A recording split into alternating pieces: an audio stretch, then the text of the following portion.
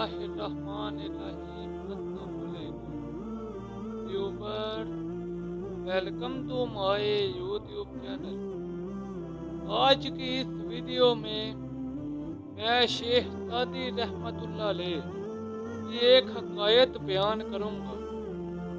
शेख सादी रहमतुल्लाह अलैह फरमाते हैं कि एक बादशाह था जिसकी कोई औलाद ना थी।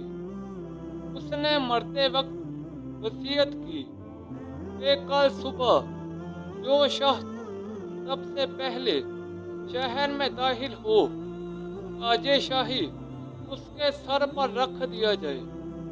दूसरे दिन सबसे पहले जो शख्स शहर में दाखिल हुआ वो एक खस्ता हाल भिखारी था जिसकी सारी उम्र भीख मांगते और पैबंद लगे कपड़े पहनते गुजरी थी।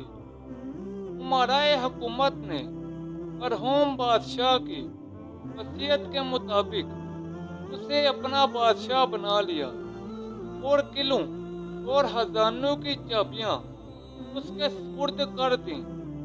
कुछ अर्सा तो निज़ाम हुकूमत ठीक ठाक चलता रहा।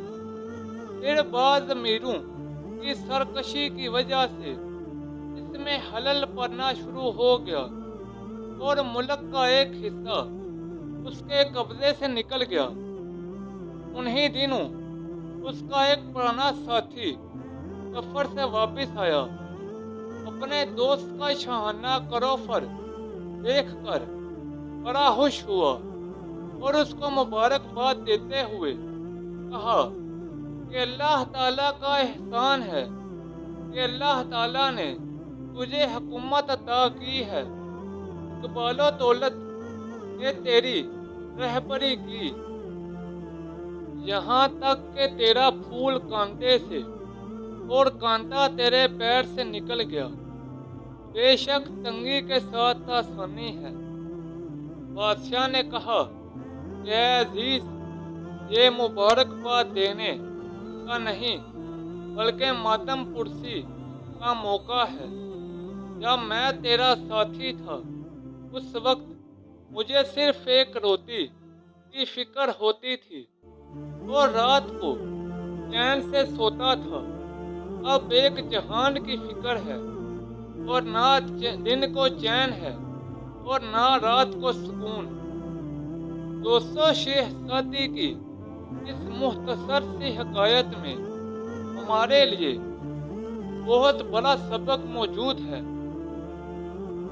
दोस्तों, ये थी मेरी आज की वीडियो। नीचे कमेंट सेक्शन में बताएं कि आपको मेरी आज की वीडियो कैसी लगी।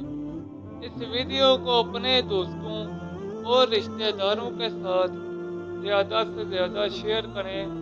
मज़ीद ऐसी वीडियोस के लिए मेरे यूट्यूब चैनल को लाइक और सब्सक्राइब कर दें।